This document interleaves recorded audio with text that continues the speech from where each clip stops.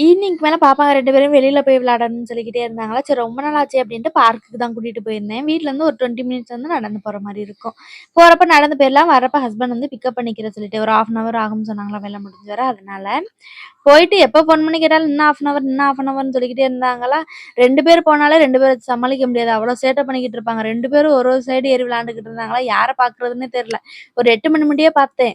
மறுபடியும் ஃபோன் பண்ணி கேட்டதுக்கு, "இன்னும் கொஞ்சம் நேரம் ஆகும்" அப்டின்னாங்க. இதுக்கு மேல நம்மளால அங்க முடியாதுப்பா அப்டின்ட்டு, ஒரு வழியா நடந்து அப்டியே வீட்டுக்கு வந்தாச்சு. வந்ததுன்னா அப்புறம் கொஞ்ச நேரம் வந்து ஹஸ்பண்டே வந்தாங்க. கொஞ்ச நேரம் பாப்பாங்களோட விளையாண்டுட்டு இருந்தாங்களா, நைட்டுக்கு ஏதாவது செய்யலாம் அப்டின்ட்டு அப்டியே கிச்சனுக்கு வந்தாச்சு. பெருசா எதுவும் சமைக்கிற அளவு மைண்டே இல்ல. கால் வேற பயங்கரமா வலிச்சுக்கிட்டே இருந்துச்சு. அதனால காலைல புளிக்குழம்பு வச்சிருந்தேன். அத வச்சு நைட்டுக்கு தோசை மட்டும் சுட்டுக்கலாம் அப்டின்னு அதான் பண்ணிக்கிட்டு இருந்தேன்.